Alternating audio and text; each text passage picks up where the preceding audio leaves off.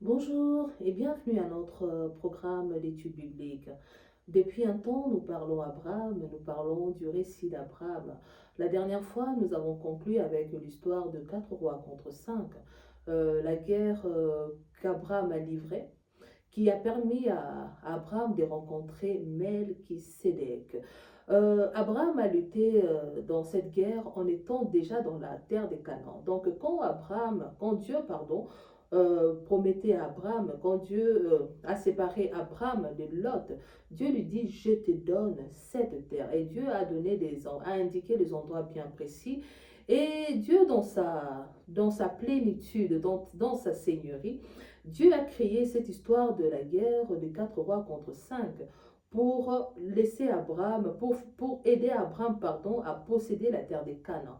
Et nous avons vu que pour la première fois, Abraham, qui a toujours été un homme de paix, pour la première fois, Abraham va se comporter comme un guerrier, Abraham qui ira combattre, surtout que dans l'histoire de cette guerre, il y avait eu une victime qui était très chère à Abraham. La victime n'était rien d'autre que Lot. Abraham, dans le souci de sauver son frère ainsi que la richesse de la famille, Abraham ira combattre. Et Abraham, en combattant, Abraham va remporter, va gagner cette guerre. C'est ce qui va emmener Melchisédek à la rencontre d'Abraham. Mais cette histoire nous apprend une chose. Abraham a possédé la terre promise, mais d'une manière pacifique, ce qui est différent de ce que va faire plus tard Josué. Josué qui va user des forces pour pouvoir posséder la terre des Canaan. Mais Abraham qui arrive sur la terre des Canaan et Dieu lui confirme que cette terre t'appartient, Abraham n'a pas combattu contre cette terre. Au contraire, Abraham a aidé cette terre en accordant bien sûr une victoire, tel un moyen, tel que je l'ai dit tout à l'heure, pacifique. S'il faut vraiment ramener peut-être l'histoire dans un fait réel pour une bonne compréhension pour tous, je vais prendre l'histoire de la RDC pour mieux illustrer. Vous savez, à l'est de notre pays, nous avons des pays limitrophes qui combattent la RDC, qui combattent la RDC dans le but de prendre ce dont ils ont besoin. Donc la richesse de la RDC qui est bon pour l'évolution de leur pays. Au lieu d'utiliser des moyens pacifiques, ces gens ont choisi d'utiliser la violence pour avoir ce dont ils ont besoin. C'est un peu ce que fera plus tard Josué. Josué qui va lutter au lieu d'utiliser des moyens pacifiques. Mais Abraham, sage qu'il est, Abraham va se comporter un peu comme nos amis de l'Asie. Nos amis de l'Asie, je dirais que ils ont possédé des terres, ils ont possédé une grande partie de la RDC en utilisant des moyens pacifiques. Eux, ils ont ramené l'investissement. Nous ramenons des fonds, l'investissement. En contrepartie, donnez-nous des terres que nous allons exploiter. Donnez-nous des carrés miniers à exploiter. C'est aussi une façon de posséder un pays. Abraham a possédé Canaan en défendant cette terre. Donc, on peut posséder un pays par la guerre, tout comme nous pouvons posséder un pays par un moyen, dans un cadre diplomatique. Alors, la Bible nous a parlé de la rencontre d'Abraham avec Melchisédek. Melchisédek, tel que la Bible le définit, c'était un sacrificateur, le sacrificateur du Dieu haut. Quand on parle du sacrificateur du Dieu haut, la Bible fait allusion, bon, la Bible parle du sacrificateur, la traduction parle du sacrificateur du Dieu très haut.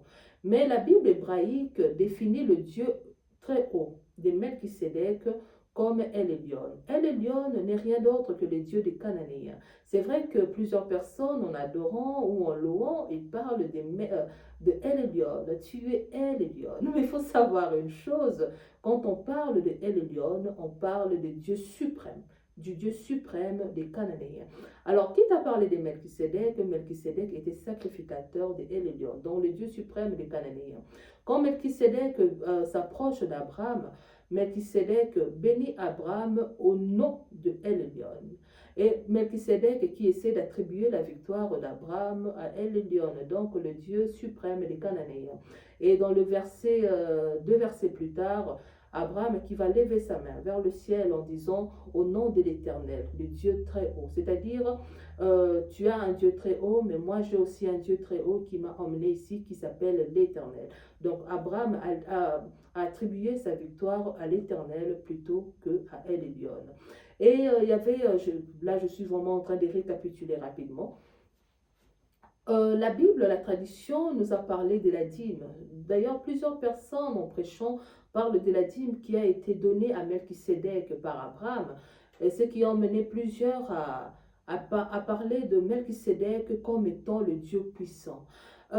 C'est vrai que le Nouveau Testament a aussi parlé de Melchisédek, mais n'oublions pas que le Nouveau Testament s'est inspiré des psaumes, le psaume qui a un peu développé sur Melchisédek. Mais dans le contexte où nous sommes, dans Genèse 14, Melchisédek n'est présenté que comme un sacrificateur. Et il y a d'ailleurs un élément que le juif n'avait pas aimé dans cette traduction, le fait que la traduction puisse dire que Abraham aurait donné la dîme à Melchisédek. Or, la Bible hébraïque, quand la Bible hébraïque parle de Melchisédek, donc quand je parle de la Bible hébraïque, je parle du texte originel. Le texte originel dit « et il a donné la dîme ». Dans les textes originels ne dit pas qui a donné la dîme à qui. C'était Melchisédek ou c'était Abraham. La Bible originelle, les écritures originelles n'ont rien identifié là-dessus. Donc, les écritures hébraïques ne disent pas que c'est Abraham qui a donné la dîme ou que c'est Melchisédek. Parce que n'oublions pas que Melchisédek s'était rapproché d'Abraham en ramenant le pain et le vin. Le pain et le vin. Alors, est-ce que le fait de ramener le pain et le vin, c'était la dîme? Non.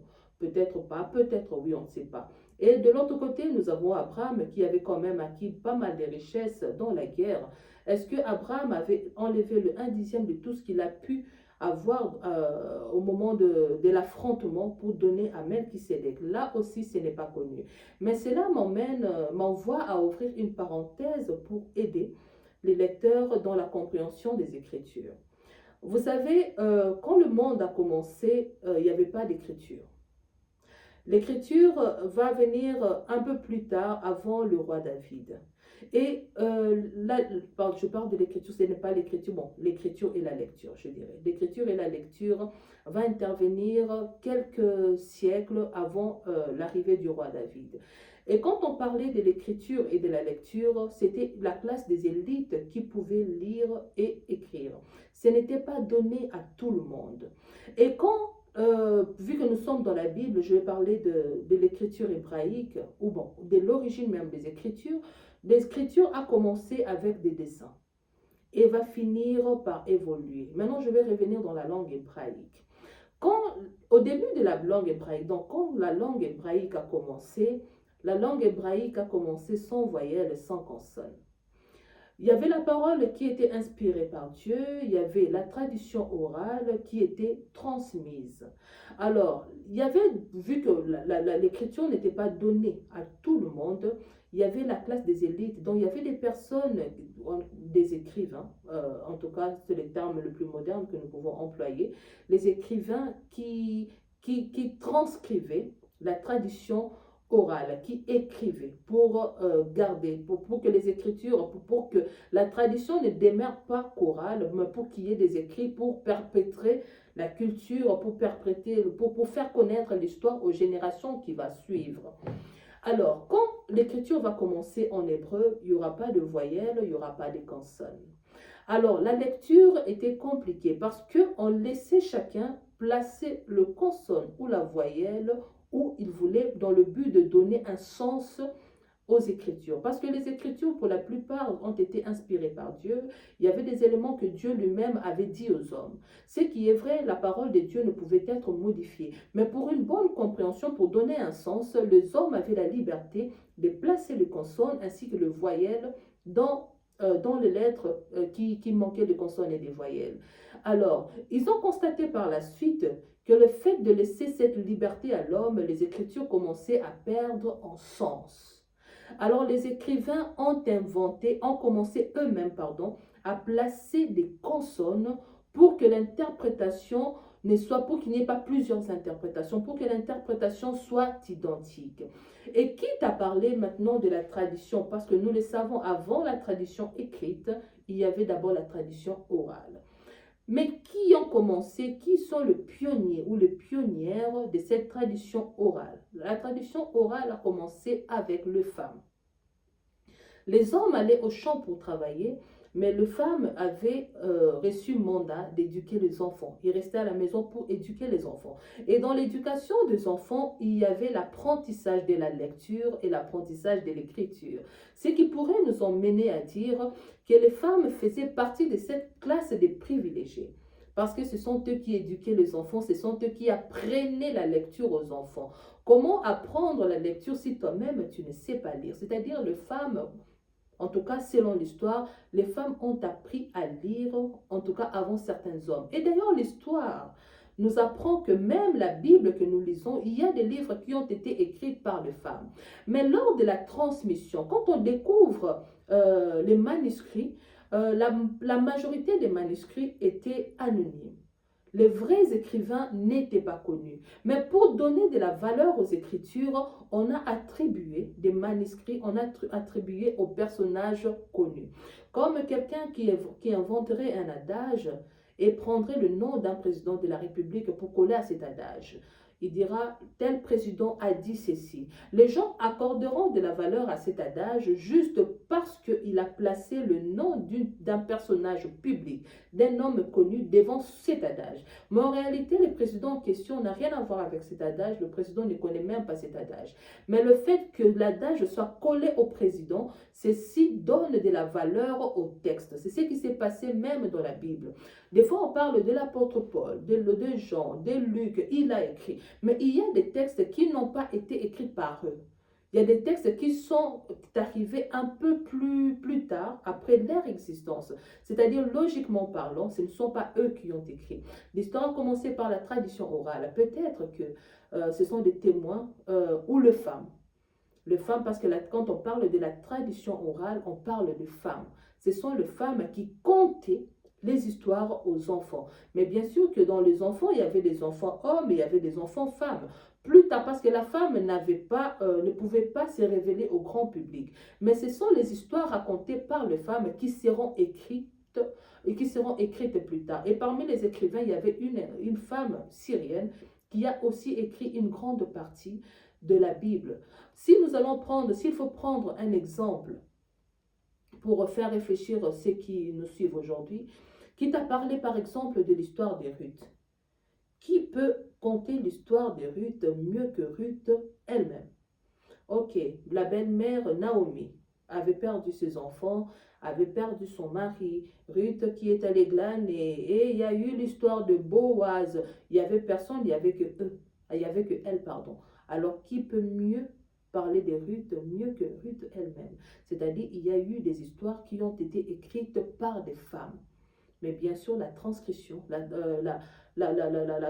l'écriture, quand on a mis les histoires, la tradition orale sur papier, ce sont les hommes qui ont écrit. Mais en tout cas, ici, l'histoire est connue, c'est à cause de femmes. Parce que n'oublions pas, avant les écritures, il y avait la tradition orale. Et cette tradition a commencé avec les femmes. Ce sont les femmes qui sont les pionnières de la tradition orale. Ce sont elles qui se sont chargées de nous transmettre la connaissance que nous avons aujourd'hui, l'histoire que nous connaissons. Ce sont les femmes qui ont fait en sorte que nous puissions connaître. C'est vrai, elles n'ont pas écrit, mais elles ont instruit aux enfants, et ce sont leurs enfants hommes, leurs enfants garçons qui vont écrire la majorité des livres que nous lisons aujourd'hui. Donc, quand on parle de telle personne a écrit, telle personne a écrit, souvent, ce sont des écrits anonymes qui ont été attribués à ces personnages pour donner de la valeur. Alors, nous allons poursuivre aujourd'hui avec l'histoire d'Abraham, le récit d'Abraham. Nous allons lire pour mieux comprendre ou pour mieux poursuivre Genèse 15 à partir de son verset 2. Nous commençons à partir du verset 1er. Après ces événements, la parole de l'Éternel fut adressée. Quand on parle de la parole de l'Éternel, nous faisons allusion directement à la révélation, l'oracle. L'oracle, quand on dit la parole de l'Éternel, c'est l'oracle. Après ces événements, la parole de l'Éternel fut adressée à Abraham dans une vision, et il dit, « Abraham, n'aie craint point, je suis ton bouclier et ta récompense sera grande. » Écoute, Abraham qui vient de gagner la guerre de 4 rois contre 5. Dieu qui vient, au lieu de féliciter Abraham, Dieu dit à Abraham, Abraham ne craint rien. C'est bizarre. Une personne qui vient de gagner devrait se réjouir. Mais pourquoi Dieu vient dire à un champion, ne crains rien? C'est-à-dire, Dieu pointe son doigt dans une crainte qui n'est pas dite. Une crainte qui réside dans le cœur d'Abraham. C'est-à-dire, la victoire d'Abraham, tout ce que Abraham accomplissait, n'arrivait pas à éteindre une soif qu'il avait dans son cœur. C'est pourquoi Dieu apparaît à Abraham. Malgré les victoires, Abraham ne craint pas, parce que quand je vois l'intérieur de toi, Abraham, tu as peur. Et nous allons poursuivre avec la lecture. Abraham répondit, Seigneur éternel, que me donneras-tu? Je m'en vais sans enfant et l'héritier de ma maison, c'est Eliezer de Damas. Le verset 3. Et Abraham dit, voici, tu ne m'as pas donné de postérité, et celui qui est né dans ma maison sera mon héritier. Déjà, quand on parle de celui qui est né dans la maison d'Abraham, nous comprenons que Abraham, c'est le maître, c'est le principe de l'esclavagisme. L'enfant né d'un esclave appartient au maître. Donc, Eliezer de Damas, en lisant les Écritures, nous comprenons directement que Eliezer de Damas est né dans la maison d'Abraham, c'est-à-dire c'était l'enfant de l'esclave. Et vu que c'était l'enfant de l'esclave, automatiquement, il était lui aussi esclave, donc il appartenait également à son maître, Abraham, autant que son père et sa mère. Mais quand il y a la répétition dans le texte, tel que là, le verset 2 dit, Abraham répondit, donc Vayomer Abraham. Le verset 3, et Abraham dit la même chose, Vayomer Abraham. Chaque répétition dans la Bible a un sens. Ce n'est pas inutile cette répétition, ça veut dire quelque chose. Parce que le verset 2, Abraham dit, le verset 3, Abraham dit. Cela marque simplement le silence qui existe entre les deux versets. C'est-à-dire, quand Dieu parle à Abraham, ne crains point, je suis ton bouclier et ta récompense sera grande. Abraham qui se plaint, Seigneur éternel, que me donneras-tu? Je m'en vais sans enfant. Dieu ne répond pas, il y a un silence. Dieu ne répond pas à l'inquiétude d'Abraham. Abraham reprend encore. Voici, tu ne m'as pas donné de postérité, et celui qui est né dans ma maison sera mon héritier. Donc Abraham parlait de ses inquiétudes, mais Dieu ne répondait pas. Et Dieu se comporte avec Abraham comme il s'est comporté pratiquement avec Job. Nous allons poursuivre avec la lecture et vous allez comprendre. Alors la parole de l'Éternel lui fut adressée. La parole de l'Éternel lui fut adressée ainsi. Ce n'est pas lui qui sera ton héritier, mais c'est celui qui sortira de tes entrailles qui sera ton héritier. Et après l'avoir conduit dehors, il dit, regarde vers le ciel et compte les étoiles si tu peux le compter. Et il lui dit, telle sera ta postérité. Nous allons voir plus tard dans le livre de Job, Job qui manifeste son indignation. Job qui se plaint devant l'Éternel et Dieu commence à parler. Au lieu que Dieu réponde à Job, au lieu que Dieu trouve la solution au problème de Job, Dieu commence à parler de la création à Job. Est-ce que tu étais là? Est-ce que tu peux m'instruire? Est-ce que tu connais? Est-ce que tu savais? Donc Dieu est allé pratiquement à côté des inquiétudes de Job. Et c'est la même chose que Dieu vient faire avec Abraham. Quand Abraham me dit, c'est Eliezer de Damas, tu ne fais que me promettre, là je tends vers la mort. Mon âge avance et c'est Eliezer de Damas qui va hériter de moi. Au lieu de donner une réponse claire à Abraham, Dieu lui dit, sors, compte les étoiles. Mais cette phrase voudrait aussi dire, voudrait élargir aussi l'horizon. C'est une phrase qui élargit l'horizon. Dieu emmène Abraham en dehors de lui-même, en dehors de sa réalité. Essaie de voir autre chose, essaie de voir le monde en dehors de toi-même. Ne reste pas sur les 4 murs de ta maison, vois le monde tel que ça se présente. Vois ma fidélité, vois ma parole dans son infini, dans son immensité, dans son intégralité. Ne vois pas les choses selon toi, mais regarde aussi les choses selon moi. Genèse 14, à partir du verset 6. Abraham, nous allons lire, Abraham eut confiance en l'Éternel. Dans Genèse 15, verset 6, Abraham eut confiance en l'Éternel qui lui imputa à justice. Cette phrase, nous l'aimons bien, plusieurs personnes utilisent cette phrase, mais la phrase en soi est complexe. Abraham eut confiance en l'Éternel qui les lui imputa en justice. Ce texte est complexe. On ne sait pas qui impute la justice à qui. Soit la promesse est un signe de justice de Dieu, car Dieu a encore fait la promesse à Abraham. Soit la confiance est un signe de justice d'Abraham, car il croit encore aveuglément à la promesse de Dieu. Compter ou imputer quelque chose a une valeur économique, une valeur d'échange, proposer la promesse d'un côté et la confiance de l'autre. Quand Dieu fait encore la promesse à Abraham, il dit, promesse à Abraham en disant, ta sémence sera nombreuse, en croyant encore à Dieu, en croyant en Dieu, pardon, Abraham, c'est peut-être le fait que Abraham puisse croire encore à la promesse de Dieu, c'est ce qui rend Abraham juste devant Dieu. Donc, il y a plusieurs possibilités dans la lecture de ces textes. Il lui imputa en justice. On ne sait pas qui impute, c'est Dieu ou c'est Abraham, parce que Dieu fait la promesse. Est-ce que le fait que Dieu puisse encore renouveler la promesse, c'est ce qui fait de Dieu, c'est ça la justice de Dieu, ou le fait qu'Abraham puisse encore croire en Dieu malgré les promesses qui ne se réalisent pas, est-ce que c'est ça la justice? Alors, dans la définition classique, ce qui est juste, c'est ce qui est dû. Être juste avec quelqu'un, c'est lui rendre ce qui lui est dû.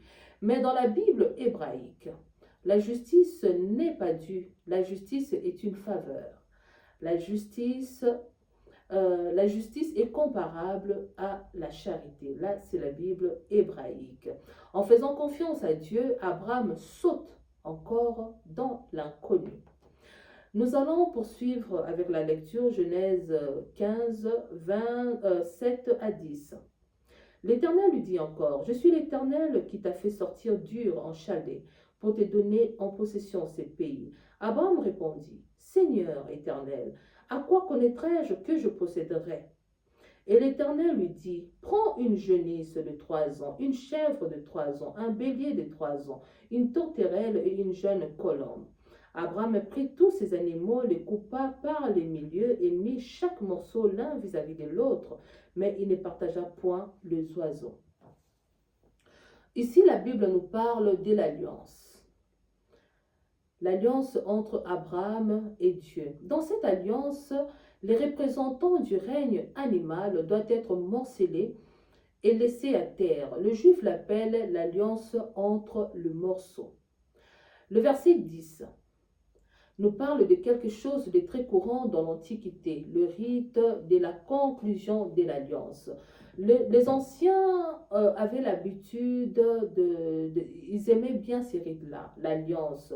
On prenait des animaux tels que la cité. En fait, quand Dieu demande à Abraham de prendre les animaux, genisses et tout ça, Dieu s'est rabaissé au niveau de l'homme. Dieu a utilisé la coutume des hommes. Vous avez l'habitude de le faire. Alors prends ce que vous avez toujours utilisé dans les rites d'alliance, d'alliance. Et moi, Éternel, je vais descendre cette fois-ci pour passer à une autre dimension avec toi. Parce qu'avant, Dieu s'était limité aux promesses. Mais cette fois-ci, Dieu n'en a pas voulu se limiter aux promesses. Dieu a joué une autre carte, l'alliance, parce que l'alliance est plus forte que la promesse. En fait, quand on parle de l'alliance, c'est un rapprochement. Dieu se rapproche de l'humain. C'est ça l'alliance. Alors, dans l'alliance, les deux parties s'engagent en traversant entre les animaux. Et la violation de ces traités avait des conséquences. En fait, quand la Bible dit découpe, les animaux sont découpés sauf les oiseaux. Alors, on met ces animaux face à face. Parce qu'on le place à terre. Il y a un chemin, on laisse un petit tunnel entre les animaux qui sont à terre. Les oiseaux sont mis face à face. Les animaux, donc la partie supérieure ainsi que la partie inférieure, restent opposés donc face à face. Et on laisse un passage au milieu. Alors, l'alliance a un langage de gestes. Qu'est-ce qu'on fait après avoir mis les animaux à terre après avoir laissé ces petits chemins entre les animaux. Les deux parties contractuelles vont traverser ces tunnels en prononçant des phrases. Qu'est-ce qu'ils vont dire? Que je sois coupé à deux comme ces animaux si je ne respecte pas cette alliance. Comme pour dire, nous sommes entre la vie et la mort. Donc l'alliance, la malédiction menace celui qui est infidèle à l'alliance. Mais dans notre histoire avec Abraham, quelque chose d'extraordinaire va se passer. Abraham qui fait tout ce que Dieu avait demandé, il découpe les animaux, il les pose à terre, il laisse le passage entre les animaux. Mais au lieu que Dieu laisse Abraham passer, ou au lieu que Dieu et Abraham puissent passer pour conclure l'alliance, Dieu va faire tomber Abraham, va plonger Abraham dans un profond sommeil. C'est que nous avons vu la dernière fois, le profond sommeil en hébreu, tardema. C'est tardema vient du langage, du vocabulaire prophétique, qui est un état d'extase, un état paranormal. Dieu plonge Abraham dans cet état. Et Dieu, quand il plonge Abraham dans cet état, Dieu commence à faire des révélations à Abraham. Dieu parle à Abraham de sa progéniture, de sa postérité. Il annonce que sa postérité sera exilée. Ils seront maltraités, ils seront des esclaves. D'ailleurs, nous comprenons pourquoi Dieu a choisi cet état avant d'annoncer à Abraham. Parce qu'au moment de l'alliance, Dieu ne fait pas de chèque en blanc. Quand tu fais alliance avec Dieu, Dieu te dit exactement ce qui va arriver. C'est-à-dire, si tu décides de faire alliance avec Dieu, Dieu veut que tu le fasses en âme et conscience. Voici les conséquences. Voici les choses qui vont arriver. C'est-à-dire, c'est à prendre ou à laisser. C'est ce que Dieu a fait avec Abraham. Dieu annonce à Abraham que sa postérité sera esclave en Égypte, dans un autre pays, pendant 400 ans. Et au final, dans le verset 17, Dieu va ratifier l'alliance. Nous allons lire pour la compréhension. Dans le verset 17, quand le soleil fut couché, il eut une obscurité profonde. Et voici, ce fut une fournaise fumante, et les flammes passèrent entre les animaux partagés. Au lieu que ce soit Dieu et Abraham qui passent entre les animaux, c'est Dieu qui passe. Le flamme qui passe, c'est Dieu. C'est-à-dire, Dieu a demandé à Abraham de tout préparer, mais Dieu savait qu'il n'allait jamais faire alliance avec Abraham. Dieu a fait alliance avec lui-même. Parce que Dieu, en voyant l'avenir, Dieu savait qu'Abraham allait violer l'alliance. Parce que n'oublions pas que quand on découpe l'animal et quand on traverse, on dit une chose: si je ne respecte pas l'alliance, que je sois coupé en deux comme ces animaux. Et Dieu savait qu'il y aura des erreurs juste après cette alliance. Alors pour pas qu'Abraham puisse être victime de l'alliance, Dieu a endormi Abraham et Dieu a traversé seul. Il a fait alliance avec lui-même, pas parce que un peu juste après cette alliance, nous allons voir ce qui va se passer. Sarah, pour la première fois, va s'exprimer dans la Bible. Elle va prendre les devants sur la promesse de Dieu en proposant à Abraham sa servante Agar. Agar qui donnera naissance à l'enfant Ismaël, qui signifie Dieu entendra. Et l'alliance qui sera le signe, comme signe de l'alliance, nous verrons la circoncision, qui est l'inscription de l'alliance dans le principe de la fécondité, car cette alliance est liée à la descendance. Donc aujourd'hui, nous allons nous arrêter ici. Et la semaine prochaine, nous allons maintenant parler de Sarah, Abraham, Sarah, Agar, Ismaël, Isaac. Et je vous assure que ça sera intéressant. Ne ratez pas. Nous avons beaucoup à apprendre ensemble. Que Dieu vous bénisse.